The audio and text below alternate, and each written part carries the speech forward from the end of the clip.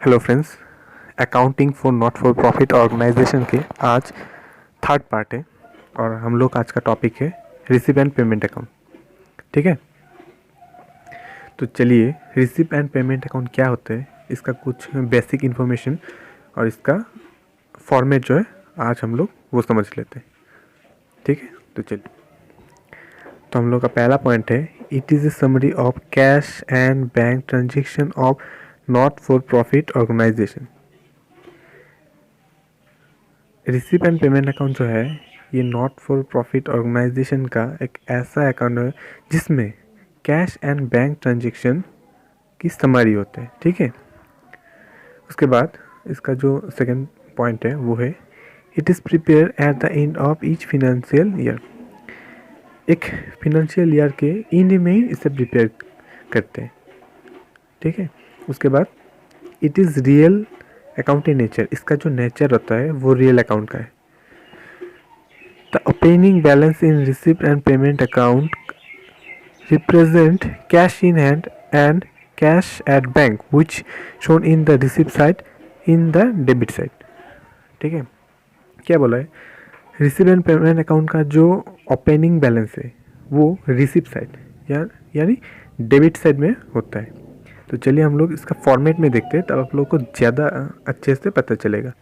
इसका ये रहा फॉर्मेट, ये देखिए रिसीप एंड पेमेंट अकाउंट ये रहा, इसका डेबिट साइड, इसका ये क्रेडिट साइड, ये रिसीप ये पेमेंट। इसका जो ओपनिंग बैलेंस है वो डेबिट साइड यानी रिसीप साइड में होता है। ये रहा इसका ओपनिंग, ठीक है, ये डेबिट साइड में। उसी तरह इसका अगले पार्ट में है closing balance represent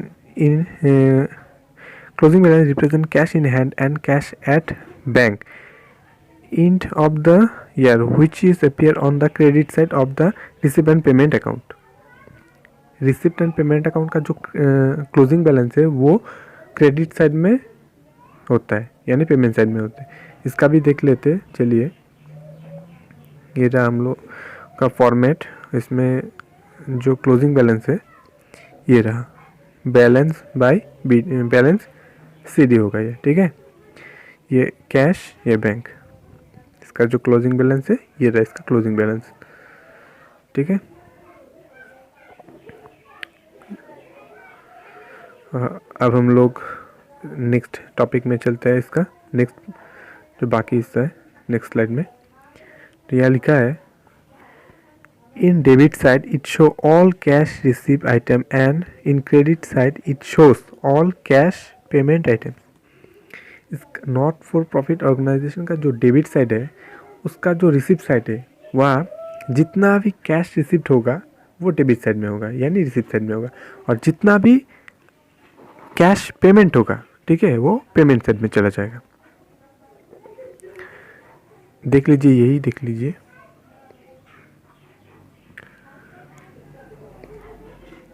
ये रहा, ये रिसिप्ट साइड है ना, इसमें जितना भी है entrance fee, duration, general donation, life में ये सब रिसिप्ट है। ठीक है, और ये क्रेडिट साइड है ना, इसमें जितना सारा आइटम्स है ये सब कुछ पेमेंट है, सब कुछ पेमेंट है। ठीक है, this account does not show any non cash item like depreciation. इस अकाउंट में नॉन कैश आइटम रिकॉर्ड नहीं करते हम। ठीक है, all cash receipt and cash payment ही इस अकाउंट में रिकॉर्ड करते हैं। ठीक है, उसके बाद if the total of debit side is more than the credit side then the balancing figure will appear in the credit side as closing balance of cash and bank. इसका जो debit side है वो अगर credit side से ज़्यादा हो गए तो बैलेंसिंग फिगर क्या आएगा, बैलेंसिंग फिगर आएगा क्लोजिंग बैलेंस ऑफ क्लोजिंग। इसका जो वो क्रेडिट साइड शो करेगा और क्या शो करेगा, closing balance of cash and bank.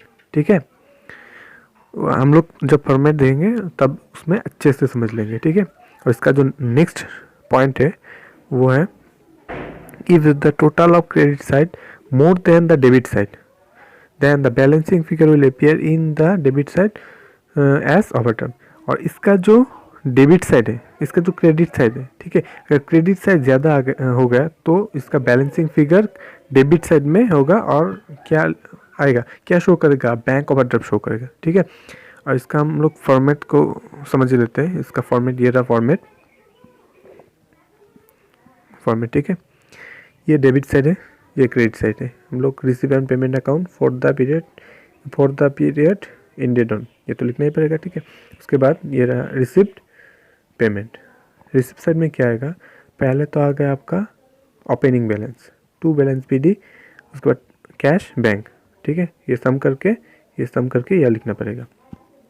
अगर ओवरड्राफ्ट आया है तो क्वेश्चन में ओवरड्राफ्ट दिया है तो क्रेडिट साइड में लिखना पड़ेगा by balance PD bank overdraft, और बैलेंस यह लिखना पड़ेगा, ठीक है। उसके बाद सब्सक्रिप्शन, मेंबर्स ने जितना सब्सक्रिप्शन दिया है वो इस साइड में लिखना पड़ेगा, यानी डेबिट साइड में। उसके बाद एंट्रेंस फ़ी हो गया, जैसे कि entrance fee, donation, general donation, life member fee, legacy, grant from government, contribution for annual dinner, ठीक है, rent, receipt from annual sport, sale of old sports material, sale of old magazine, sundry receipt, balance, उसके बाद balance sheet होगा, ठीक है। इसको छोड़ दीजिए, इसको समझे। ये देखिए डोनेशन फॉर बिल्डिंग क्या है, बिल्डिंग के लिए डोनेशन मिला, जनरल डोनेशन कुछ ऐसे ही डोनेशन मिला, जनरल डोनेशन है।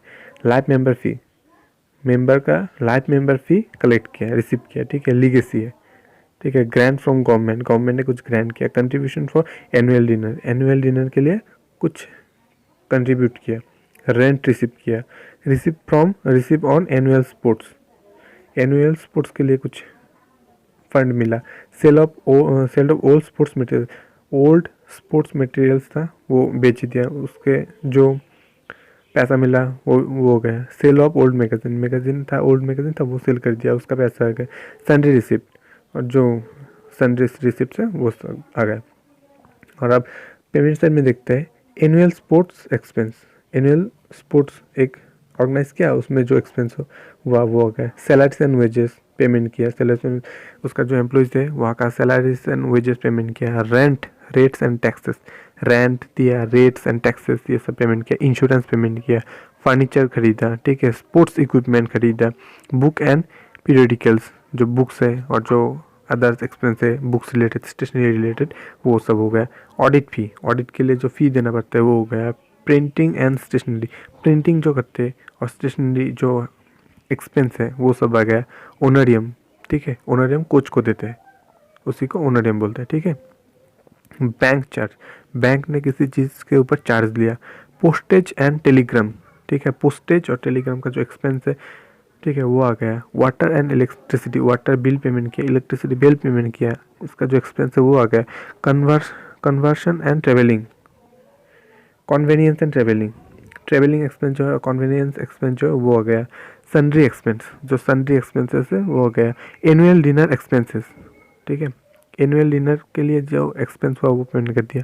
इन्वेस्टमेंट कर दिया, कहीं पर इन्वेस्टमेंट कर दिया। उसके बाद बैलेंस BD और बैलेंस CD, ये है क्लोजिंग बैलेंस और ये है आपका क्लोजिंग बैलेंस। अगर डेबिट साइड ज़्यादा आएगा तो क्रेडिट साइड में बैलेंस शो करेगा, ठीक है। और अगर क्रेडिट साइड ज़्यादा आएगा तो बैंक ओवरड्राफ्ट होकर डेबिट साइड में आ जाएगा, ठीक है। तो आज के लिए इतना ही। Thank you for watching. अगर वीडियो अच्छा लगे तो लाइक करना, कमेंट करना, शेयर करना, और इसका अगला पार्ट हम लोग प्रैक्टिकल करेंगे, ठीक है। Thank you.